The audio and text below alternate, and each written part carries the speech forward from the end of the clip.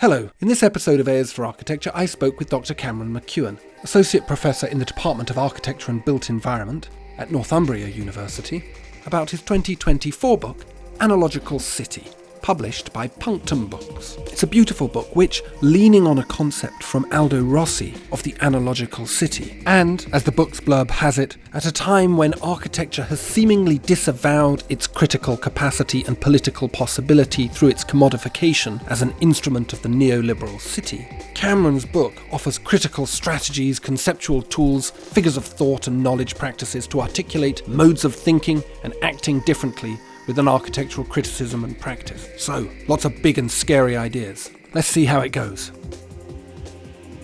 A is for Architecture, a podcast about architecture, buildings, urban culture and space.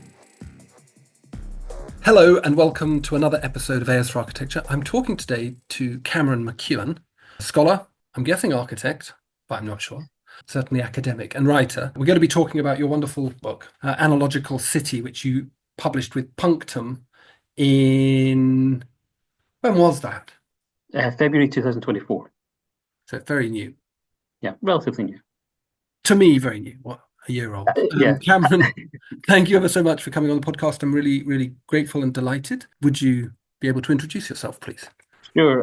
Cameron McEwan. I'm an associate professor at Northumbria School of Architecture, and I came into architecture a little bit accidentally, I suppose. It was one of those things that I was interested in, but wasn't really sure why. And then I arrived at architecture school in Dundee, University of Dundee School of Architecture. And yeah, I suppose I didn't really know what I really wanted to do. But the school at Dundee was pretty good for kind of opening up some horizons and opening up some ways of thinking about, what is the scope of architecture, what are its relations, and I was lucky enough to, in a way, become more associated with some interesting figures. I think Lawrence Home was on one of your episodes a while ago, and so he was one of my tutors, and so he really kind of opened up things for me, and so I've spent most of my time being an architecture scholar. You said maybe an architect. I'm not an architect, so I can't legally call myself an architect. Neither can I. So you did an undergraduate, but then moved over into kind of academic scholarship. Well, yeah, I did an undergraduate and then masters in architecture, and I graduated in 2008, 2009, and so at that point there's a big kind of slowdown in the economy and a real kind of problem in terms of basically jobs. And so me and a lot of my peers were kind of looking for work and not actually really able to find it. And so one of the things that I was invited to do was to come back and to start a PhD. And so Lawrence was the person who invited me back with Graham Hutton. And so the university paid some fees for me and another couple of my friends to do a PhD at Dundee. Why did Lawrence identify you? Were you working along lines similar to his?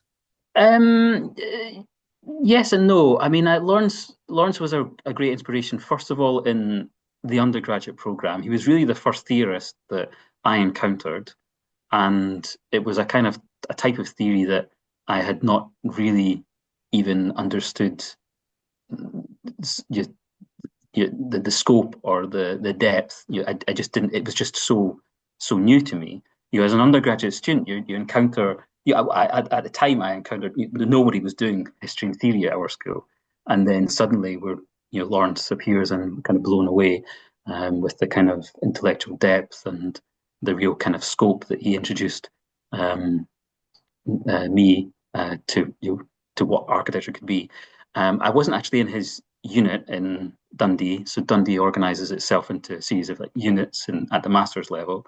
I wasn't in his unit. I was actually in Graham Hutton's, and at the time we had Simon Unwin, and so it was Graham and Simon's unit that I was in, and I was interested in urbanism at the time. Well, I mean, I'm interested in urbanism, and that seemed to be the appropriate unit. Lawrence was doing a different unit at that time, and then our paths crossed a little bit. I was part of his, the units are basically next to each other. Lawrence was one of the peer reviewers for our unit, and so there's this kind of interplay going on constantly. And so him and Graham invited me back to do a PhD under their supervision. And so some of the ideas that I was exploring in the PhD were a kind of combination of some of the ideas that both Graham was developing and Lawrence was developing. So on one hand, Graham was interested in questions around typology and the city. Lawrence was interested in theoretical approaches to the city. So the question of the city, the urban condition, that was always a kind of shared interest. Yes, so this is happening. Your undergraduate just starting in the early 2000s, and I was around in architecture school just slightly before you, I suppose. And Rossi was a big name at the time. We're going to get on to sort of Aldo Rossi, obviously, as he's central to discourse in your book. I guess the question I'm pointing to is, what drove this book? Does it have kind of its roots in that early investigation, that urban investigation that you're undertaking? Well, I mean, I first encountered Rossi in early undergraduate, so you had always read at architecture school, and I don't really know how I came across Rossi's book, the Architecture of the City, but I read that, and that was the key. Well, my first encounter with Rossi. So it wasn't really an encounter with the drawings. The encounter with drawings came afterwards. So in some respects, it's a little bit like counterintuitive. Most people are introduced to Rossi through his drawings and rather than his writings. I think. But I somehow became interested in the architecture of the city relatively early on in undergraduate, like first or second year, and then in postgraduate, I think my master's thesis was on the architecture of the city and issues of like typology, form, theories of the city. And then it was really only at the end of my master's that I became kind of interested in Rossi's drawings. Like I've always drawn, for the entire duration of my studies, I've always been interested in painting, interested in drawing. The architecture school at Dundee sits within an art school. And so every day you'd walk through exhibitions, you'd walk through pieces of sculpture, graphic design, interior design. There was quite a vibrant, I look back and I think it was a very vibrant place to study. And the creative practice elements, like drawing and painting and sculpture and all these types of things. And actually, just adjacent to us was the philosophy department. That was always foregrounded in our curriculum. To think, well, they call it thinking through making, and so I was always fascinated by that. But I didn't. But I never really. That was never really the focus. That was just something I did. My focus was on like ideas about the city, architecture as an intellectual project, these types of things. Rossi as a kind of person to learn from, and then only at the end of my studies did I become more interested in in what to do with some of the drawings that I was making at the time. And then that became more foregrounded in my PhD. So what happened then? So this is 2009. And so I think the university at that time had just received some money. They had a good return in what was called the RAE, Research Assessment Exercise at the time. So they got a little bit of funding. And so they managed to provide some fees for me and, as I said, a few of my friends. And then under Lawrence's kind of encouragement, it was he wanted me to pursue the PhD through drawings or through it's called PhD by design. And so at that point, I then became a little bit more interested in Rossi's drawings and the consequence of drawing the city and using drawing as a as a critical tool to explore some of the ideas that I was wanting to explore. Mhm. Yeah, and so that then kind of led into the PhD, which was mostly focused around, again, it was like mostly focused around Rossi's ideas around in the architecture of the city. And then I was using drawings and other kind of creative methods to explore those ideas. And in the end of the PhD, which was about 2014, I really only, I ended with some ideas about the analogical city. Mhm. Um, and uh, and then that became a kind of point of departure for the book. Mhm. So it's like doing things super slowly over a period of like 15 years or something, very incrementally trying to Yeah, learn yeah. a little bit about key figures, and then wanting to do something about the analogical city, and not really knowing how to do that, Mhm. and then finishing things, and then thinking that's really only part of the story, Mhm. and then finding other ways to pursue some unfinished ideas or incomplete thoughts, if you like. Yeah. Thank you for telling us that. I think for me, it seems to be an important context because Rossi has been one of those characters, and I think you note this in the book, whose star was at its peak at late 90s and early 2000s, certainly in academia, and Mm. who has fallen perhaps in amongst strange company now as a Mm. sort of historicist character. But perhaps we go back to this book. You have a rare accolade of having an academic book without a subtitle. Mm. Okay, yes. Yeah, I mean, Yeah, it's you put yourself in very elite company by doing that. exactly. So could you talk a little bit more, perhaps, about Rossi? Because obviously the analogical city, or perhaps this idea of the analogical city, where you derive this title from, and then I don't think I'm giving anything away now. Aldo Rossi himself and his work. Yeah. Yeah, I mean the title I kind of yeah, I did think about well actually the title was quite quickly arrived at, Analogical Mhm. City, and not Analogical Cities or not the Analogical City or not Mhm. Analogous City or any of these things. Mhm. Um the subtitle in that there's no subtitle um is something I kind of questioned, and the subtitle was there was always all sorts of different types of subtitles. The one that was almost holding was I think I had Analogical City towards a critical project. That was Mhm. almost its subtitle, and in the end, nothing. Just Analogical City. I like the idea that it might be kept open a little bit, and so it kind of goes back to the comment earlier about the inconclusivity, Mhm. if you like, so that things might be opened up again and they're open to kind of critique and interpretation, and I quite like that. I mean, and that was one of the core things about this notion of the analogical city. Um, the way I read it, um, well, I don't know if you want to know how I read it, but Yeah. um, Yeah. it yeah, okay.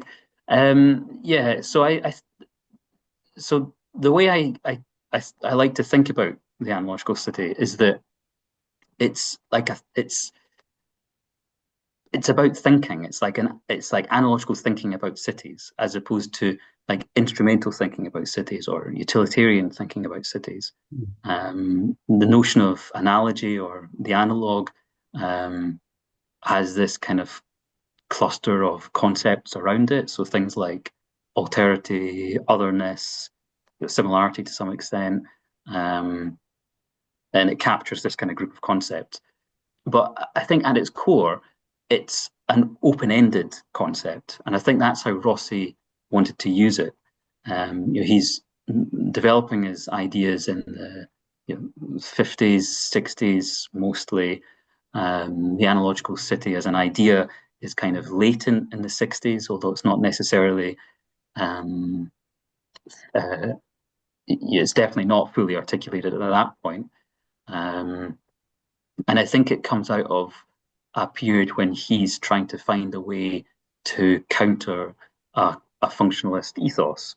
a kind of a kind of utilitarian idea of what architecture is and what the city is, a very kind of cause and effect approach. And I think he's trying to counter that, or I think he was trying to counter that with this idea of the analogical city and analogical thinking about cities, because it implies a more open-ended way of thinking about about architecture and about the world. And so I sort of thought that this notion of analogy, when it's understood as something more associated with alterity and otherness, has this critical capacity, because alterity and otherness is all about what is different. So it's a little bit of an unconventional way of thinking about analogy, because normally people think about analogy as it's to do with affinities and similarities, and of course that's true enough. But I think when you read it in more detail, it's actually all about the differences. And so I was very interested in how to articulate that. And because it's about differences, it's about like critique. Critique is about how things can be different, how things can be otherwise. And so I thought that this notion of this slightly different way of thinking about analogy would provide a slightly different way of like revisiting Rossi's idea of the analogical city. So that's why I also thought analogical city and the notion of the critical project were quite useful pairings. And that was going to be in the title, but it's not. But it is there in the discussion. It's there throughout the book. Yeah. So there's this idea. Thank you. There's this idea, and I'm going to try and get my head around this because it's kind of fascinating. The idea of an analogy is essentially a linguistic device, and as you say, it's about similarity. Well, it's about similarity and difference. It's not. I don't think it's only about similarity. I think it's about similarity and difference. Okay. And I emphasize the different bit. So you're saying that in the notion of the word itself, in the notion of any given analogy, it contains its counterpoint to in a way, make the analogy work. Exactly. And this notion of the counter is also associated with critique. Like, what is a counter project? What is something? How do you counter a dominant idea or a status quo? Okay. And so I think that all these ideas are related to the way I try to interpret or I try to argue the analogical city as a critical project or a. Okay, so if that makes sense. So if this is a position of critique, this is the counterpoint. What is the point to which it is counter? Obviously, as you've articulated already, you've got this idea of this modernist idea of the city as a thing and as a by extension a sort of machine, a system that can be refined and defined and bounded and redlined in that very modernist way. But what is the analogy that is then being presented by others? Is this an organic analogy? Is this a cosmological idea of the city? Is this a kind of a narrative idea of the city? And then, I guess, what is the counter to that? Is Rossi sitting at that point in that sort of Kenneth Frampton way of trying to have the best of both worlds, of having modernism and the objective vision of modernity alongside a kind of otherness? I mean, there's definitely a kind of there's definitely a kind of continued a continuous line of like modernism in Rossi's work, and some of the ethos of modernism, the idea of like a formal and aesthetic approach, the idea that architecture can be a social project. Those are definitely part of Rossi's overall kind of idea of what architecture is, definitely. But I think he also takes issue with some of the late modernist ideas and the beginning of a more kind of corporatist emphasis that late modernism would eventually kind of become. So I think so he's kind of trying to counter that counter elements of modernism. And of course, he was critical of the more obvious lack of historical. Yeah, well, I'll try and say that again. Um, he was critical of the way that some modernists, not all modernist architects, um, couldn't learn from the history of the city. Rossi always emphasized this kind of historical aspect, and of course you see it in like the main figures, very much Corb and Mies. They all use history, even if they kind of transform it and they use it in kind of critical operative ways. Um, and so I think there's a kind of lineage of that in Rossi. Yeah, that makes sense, and I think that is an interesting one that you note that the sort of the architects that come at the tail end of Rossi's life, the well, not the tail end really. I mean, he was only in his 50s, say from the 1980s onwards. They start, as you say, that corporatist architecture, which I'm more and more convinced isn't architecture at all. By the way, I actually don't think the stuff that gets built in city centres Mm-hmm. is meaningfully equitable to architecture. No, I don't think it is. I mean, I think that's one of the big problems in architecture or the discipline or thinking about the city today. It really, and I think that's one of the things that we can learn from Rossi. I mean, if there's anything to learn from Rossi, it's like, well, one, it's like an intellectual pursuit. It's understanding architecture as an intellectual pursuit, and two, it's about giving a little bit more dignity to the urban form as Mhm. it, as we encounter it every day, which Mhm. we don't really, which isn't which we don't encounter.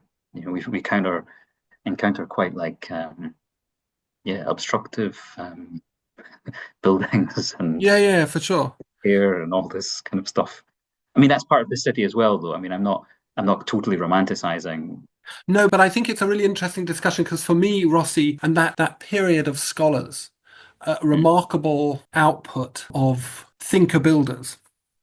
yeah. It's like the last moment, Mm, almost the last moment before this new thing emerges. I'm not saying it's not valuable as an part of the built environment and explorable and possibly good quality or bad quality. I just don't think it's the same thing. Just as a side point, I think this is where the crisis of architectural education comes in, and the critique of architectural education is that we're still operating to produce people for an old identity when in fact this new animal has risen and has really taken account. Anyway, but okay. I'm interested in this use of this word analogical again in terms of its literary context and Mm, Rossi as a postmodern thinker and designer. There's this idea of the text and the word and language that comes into this. Is Rossi connected to that realm of thinking, the kind of structuralist, post-structuralist kind of thinking?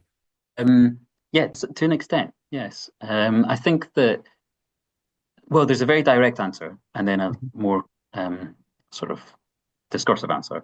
The direct answer is yes, in the sense that he writes in the architecture of the city about his structuralist um, uh, kind of desire. He writes about understanding the city as a text, as a historical text. He writes about understanding architecture as a kind of he references de Saussure and Barthes.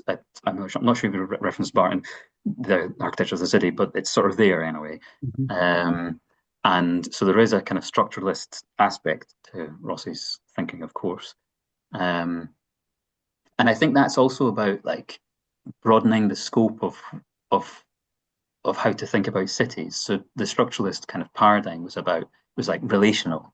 So it was about how things relate to other things and understanding how how you architect to think about it in terms of Rossi would be to understand that architecture's relationship to political forces of the city, the economic forces of the city, but also the subjective element and questions of like desire and stuff and such like. Um, and I think what he was trying to do in the architecture of the city was begin to kind of outline this kind of theory of almost a kind of quasi-structuralist theory of architecture, so that it's about like looking at at how joined up everything is. And trying to make sense of the gaps in between the things. Yeah, sure, yeah.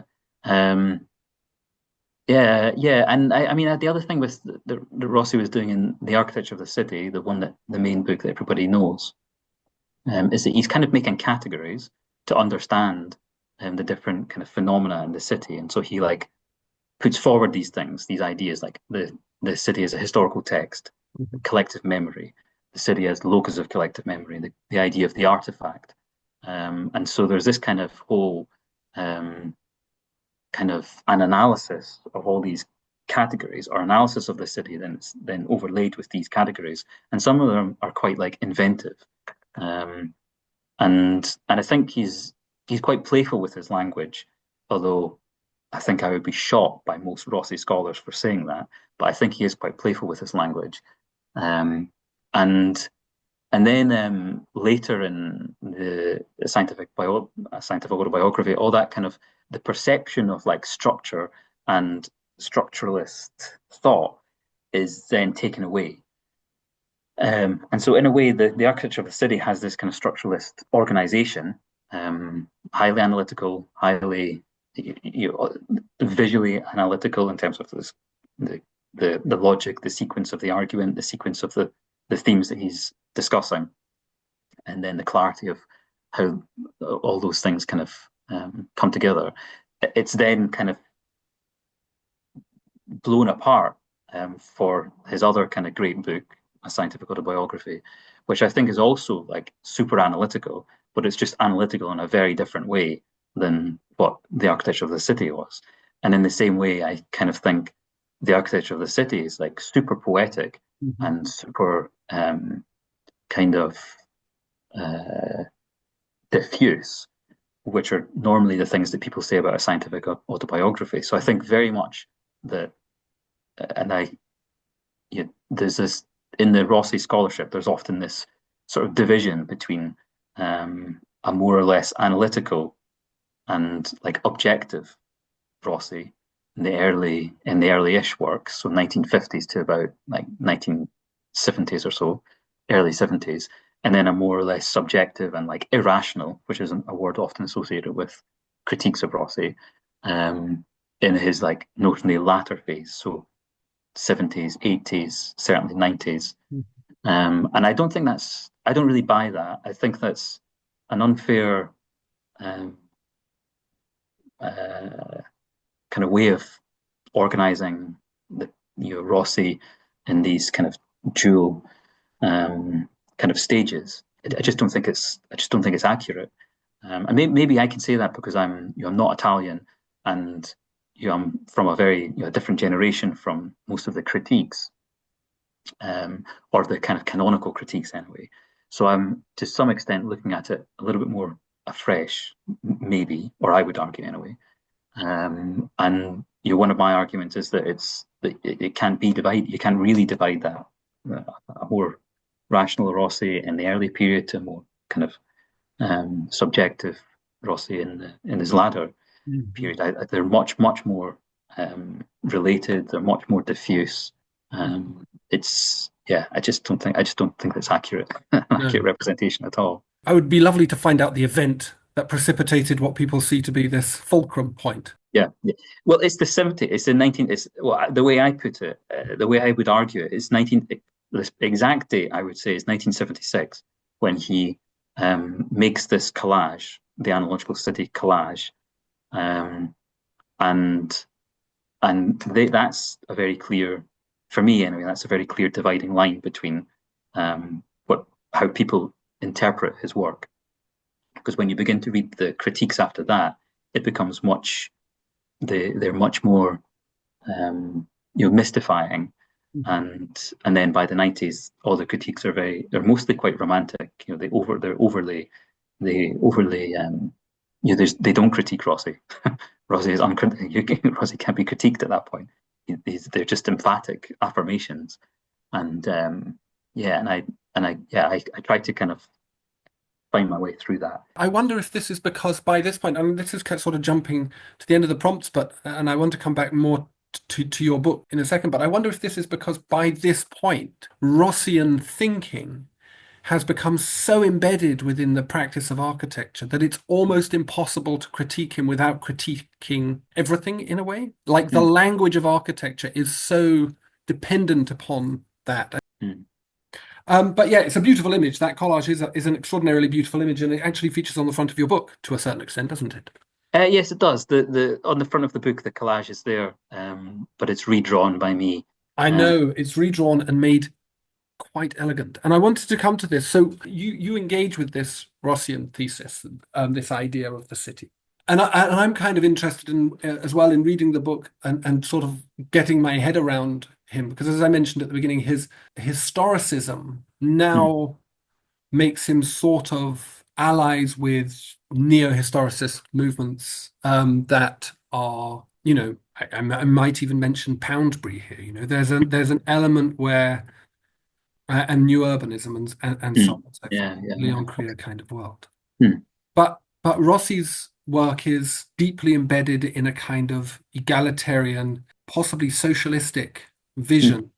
yeah. So he doesn't leave that behind. So the critique isn't of the ethos and or even perhaps of the instruments of modernity, but in its capacity to remember or its desire to remember. I don't know. Is that right? Is that fair? Yeah, yeah. So, Because he's not a conservative by any stretch of the imagination, is he? no, I think he's quite radical. Yeah. In many ways, he's a very radical architect.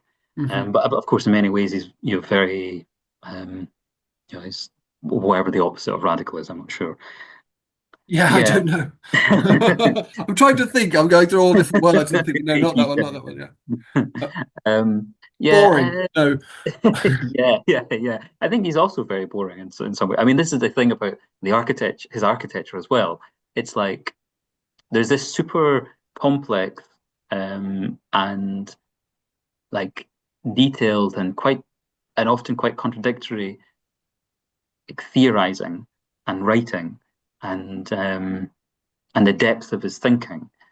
But then, and that's somehow paralleled to some extent in the drawings, which are often very like um, kind of frenetically produced, if they're the sketch studies Mhm. or the drawing studies, or overworked with collages and painting.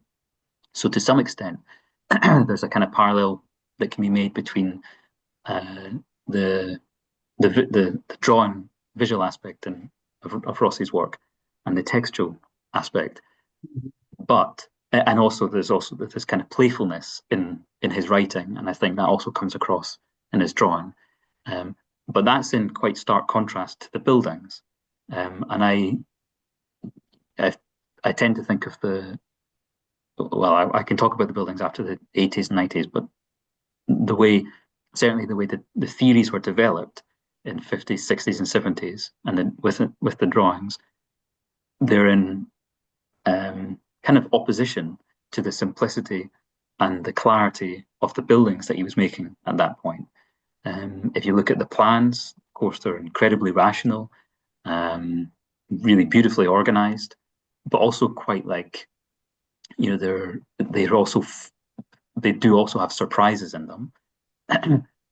And then their language, the repetitive nature of the windows, the careful sizing of volumes, the simple like rendered brickwork and so on.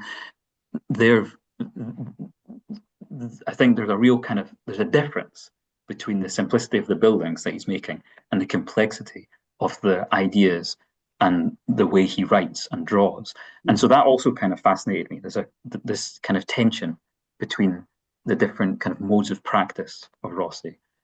As you were talking, I was thinking, like, what is the relationships in Rossi's work between architecture as buildings, individual objects, I suppose, contextual objects, but objects, and the Mm, city itself. And is this what we see in his work, that he thinks in the city and designs in the on the site? It's like is there a consciousness in that? And what does that imply about what he sees as the role of architecture, as in the delivery of individual buildings, in mm. relation to the production of the city?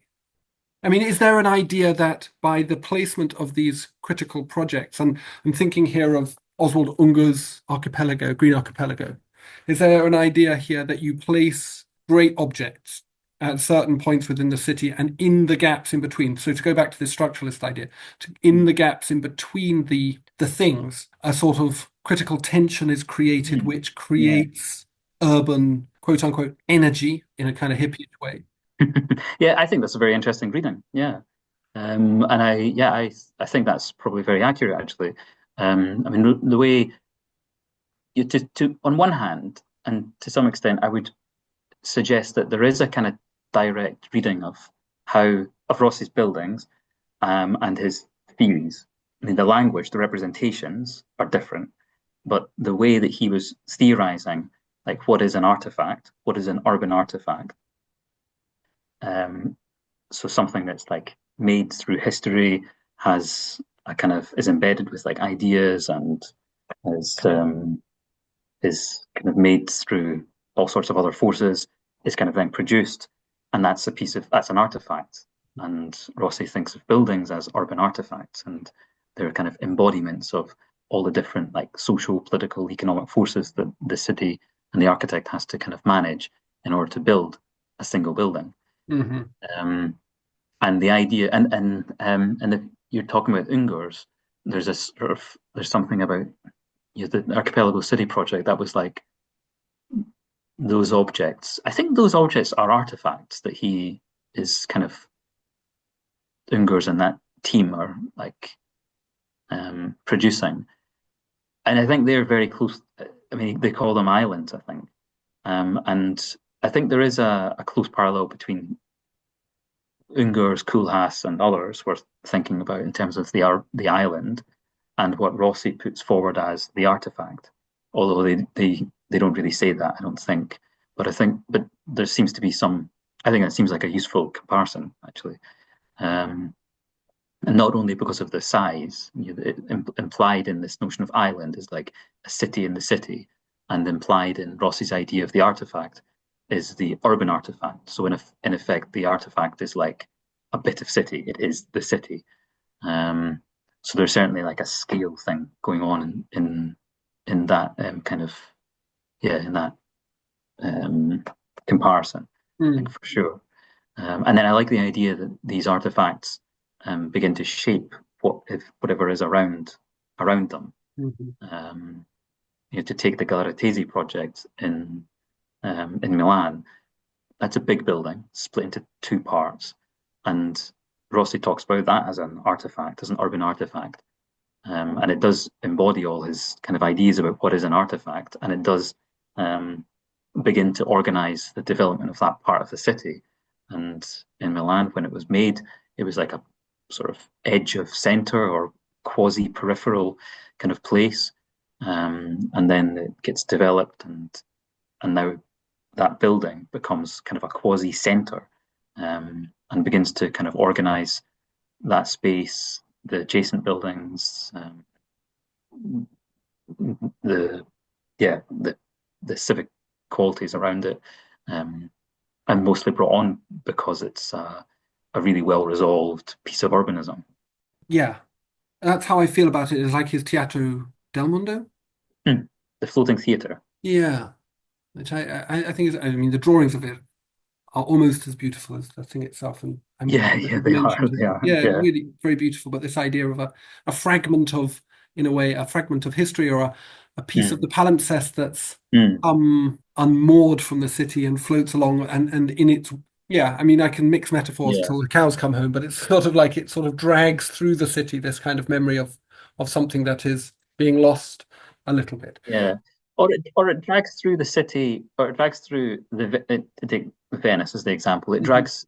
It takes all the kind of typologies that are part of like the history of the city, um, the teatro, the theater, the auditorium, or more geometric typologies, the block, the minaret, all these things, um, and then it just kind of pulls along the river edge. So it's almost as if it's taking um, fragments of different cities with it, and then taking the memory of the minaret, the memory of the auditorium, the memory of the theatre, and it just kind of floats along in Venice. So there's something very analogical about that. It's not necessarily the way I would. It's not necessarily how I would kind of interpret Rossi's analogical city, but it's certainly like one way of thinking about it. How do you operationalize it as a concept? In the center of your book, in the middle section, there's a host of very elegant drawings, 11 projects. But it goes on before that in analogical rationalism section, analogical rationalism. How are you using this? I don't want to sound patronizing. I don't want to sound like a teacher either, but like, what are you doing with this? What am I doing with the drawings? Yeah, well, just generally speaking, because this book isn't just a presentation of Rossi's thinking. No. This is a progression of it, a utilization, I suppose, of it. Yeah, I mean, well, with the book, I wanted to use Rossi. I wanted to think about how Rossi's ideas might be rethought, or to try and show some of his continued relevance, and to so the book itself is made up of 5 chapters, and that central chapter that you're referring to is the one called City, and it's just images. Or it's images and captions. And it's meant to be a chapter that it mediates a before and an after. It mediates like a focus on Rossi in the first part of the book, and a focus on how you can operationalize Rossi, to use your word, in the second part of the book. So what I do in the book is I try to kind of reflect on the critiques of Rossi's analogical city. And I say something about like how they're discussed, and so this idea of the analogical city is like often not discussed at all, and by some groups. It's like used and completely romanticized by other groups, or it's kind of critiqued and dissolved. So there's maybe more or less three different ways of thinking about it, and I want to do something with it. And so in the first couple of chapters, I trace the idea of the analogical city, whether it's in terms of it being actually articulated in Rossi's work or implied in Rossi's work. And so I focus in the first chapter, which is called Imagination, on the concepts of the analogical city, or the implied concepts that are associated with the analogical city, specifically in Rossi's texts.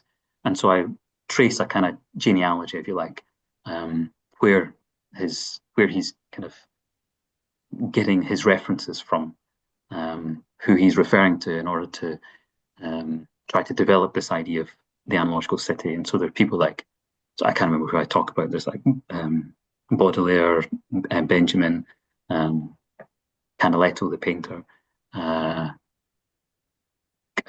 couple of surrealist authors, and some others. And then I overlay some of my own ways of thinking about that. And then the second chapter, I'm looking at like how those ideas are manifest in a series of Rossi's drawings, and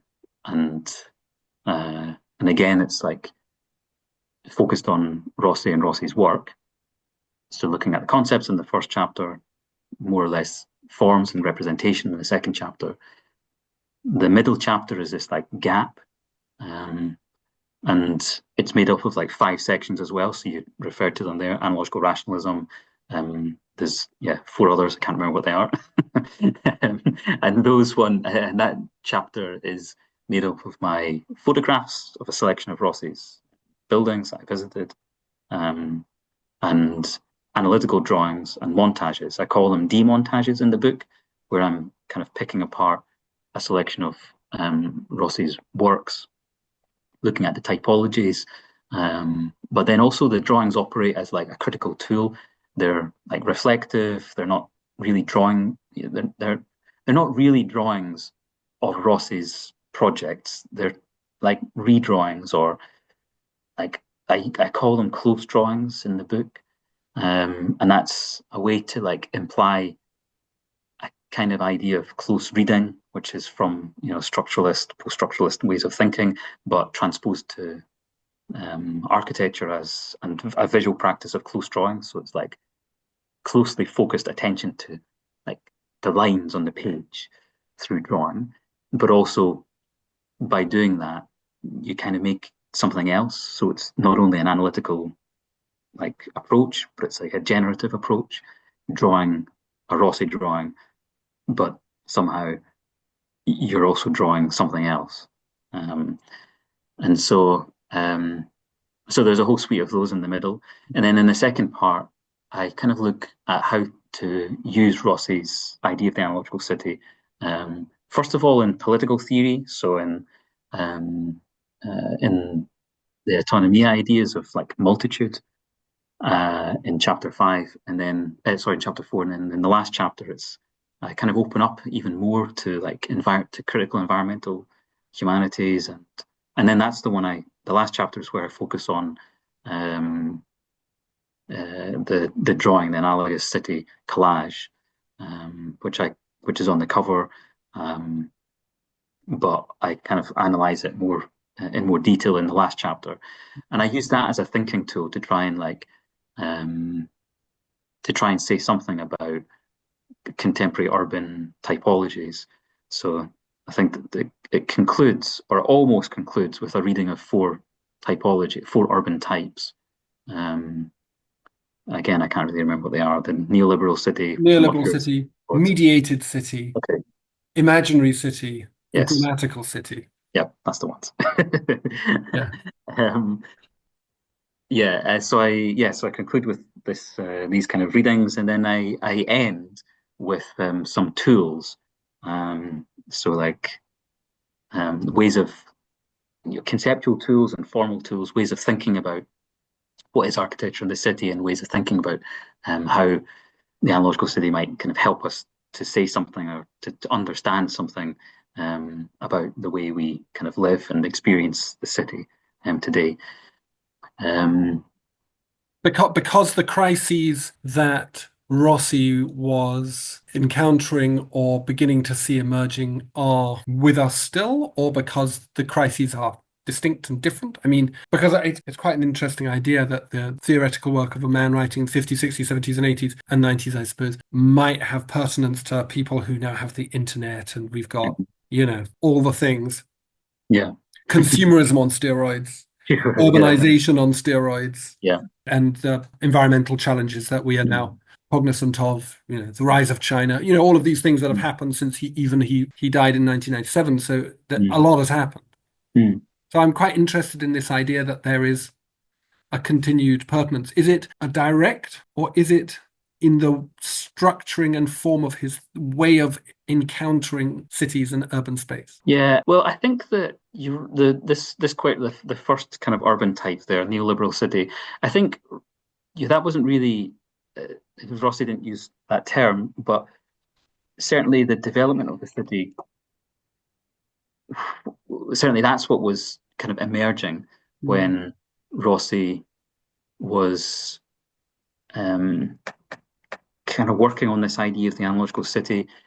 Yeah, it emerges out of 1980s kind of political economic discourse. That's certainly the moment when there's a shift in, or most people register a shift in Rossi's thought, and that's kind of manifest in more buildings that he's producing at that point, and in fewer writings at that point. So fewer kind of critical reflections on, and yeah, I think that was he was battling the beginning of that kind of urban condition, like the overdevelopment of cities, the kind of the intervention in historic cities, a kind of lack of care for how to organize and develop cities. It's certainly part of his critique at that point, and I think that one of the ways I kind of end is on this question about the neoliberal city, but in many ways there's something else that's on top of that, and and somehow it's something different. It's not really even a neoliberal city that we experience. I think it's something different. In the neoliberal city is like market economy run rampant. Yeah, fine, that's true. I mean, that is exactly what we experience. But it's also there's something more than that. I can't quite put my finger on it, but I think it's too commonplace to say that everything is like it's a neoliberal. This is neoliberal condition. This is neoliberal city. It's capitalist city. It's everybody says that. Everybody understands that. We agree on that. But it could be something different and much worse. And so that's part of like the context to like me writing or reflecting on this idea of the neoliberal city. So I'm trying to use Rossi to look at a kind of contemporary condition. And then I kind of try to frame that around this notion of neoliberal city. But then I kind of reframe it in the next part on the mediated city. And I think that there's something to do with like mediation and information and a kind of sort of information political economy. Now, this is a term that Mackenzie Wark uses, and so she appears in the book a little bit. I've done more work on her ideas more recently, but certainly in the book, I was beginning to be more persuaded by her argument that it's like not capitalism anymore. It's something totally different and something much worse. It's a kind of higher level question of like of information exploitation, which is overlaid onto onto capitalism, if you like. And it completely permeates us. It's much more diffuse and much more worrying. And you see that just in the latest, through the elections and with Trump and and his selections for anyway. And so I kind of begin to touch on that in this kind of critique towards the end of the book. And the way I arrive at this is through a reading of the collage, the Analogical City collage, and that was like made for the Venice Biennale in 1976 for the theme called Centers and Suburbia, Historic Center and something Suburbia. I can't remember exactly the title. And then it was made with Aldo Rossi, Fabio Reinhardt, and Bruno Reichland. So it's like a collaborative project, as were many of Rossi's projects, actually, collaborative projects. And so through my kind of drawing and analysis and reading of this, I kind of thought that there were more or less like there's a series of archetypes. I don't call them archetypes in the book, but recently I've been thinking about them as archetypes, but urban types that you can identify in the quadrants of the collage, which also kind of overlap. So they're not distinct quadrants; they're much more overlapping. And in the book, I kind of write about the urban city, the gridded city, the imaginary, the natural city, and the symbolic city. And then I suggest that there are different ways of thinking about those categories, such as the ones that you highlighted: neoliberal city, imaginary city, grammatical, and mediated. And so the way I see it is that there's something about the kind of the capitalist development of the city and its this kind of interplay with mediation and information, and those seem to me to be like current and exploitative conditions that we're kind of living within. And I was trying to kind of work out ways of thinking about those. And then, as you've highlighted as well, the counter to that would be these other two categories that I was thinking about: the grammatical city and the imaginary city.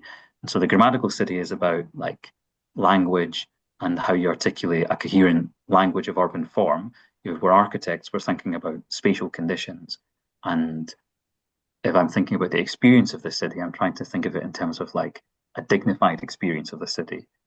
And so that's about how do we articulate a coherent like language, a coherent urban grammar, something that in Rossi's terms would be like typological, so that it has a kind of historical, I don't really use this word, but contextual relationship to its condition. And then the imaginary city is about like new thinking and like how might we kind of think differently about the status quo? How might we think differently about our urban condition? And I'm not saying any of these things are like they're the best thing to do, the right thing to do, but I'm trying to argue that they are some tools that we might use to open up some questions or to offer a slightly different way of thinking about some current conditions and situations that are extremely problematic. A dynamic and exciting point to finish on. Cameron, I think we'll leave it there. Thank you so much. It was wonderful. Okay, thank you. That's really pleasure to talk to you, Ambrose, and thanks for inviting me on. They tell me you are wicked, and I believe them, for I have seen your painted women under the gas lamps luring the farm boys. And they tell me you are crooked, and I answer, yes, it is true I have seen the gunman kill, and go free to kill again. And they tell me you are brutal, and my reply is, on the faces of women and children I have seen the marks of wanton hunger. And having answered so, I turn once more to those who sneer at this my city, and I give them back the sneer and say to them, come, and show me another city with lifted head singing so proud to be alive and coarse and strong and cunning. It's a good bit of poetry by Carl Sandburg from Chicago Poems. Not really relevant here, but inspiring to me, as was Cameron. Thank you to him for taking the time to speak with me. It was a real pleasure, and for sending me an actual paper copy of the book. An unexpected joy. Please see the podcast description for links to Cameron's Insta and professional profiles, and also for a link to the book, which you should buy, because it will make you better. Don't forget to like this episode, subscribe to the podcast, and share it around. And thanks for listening.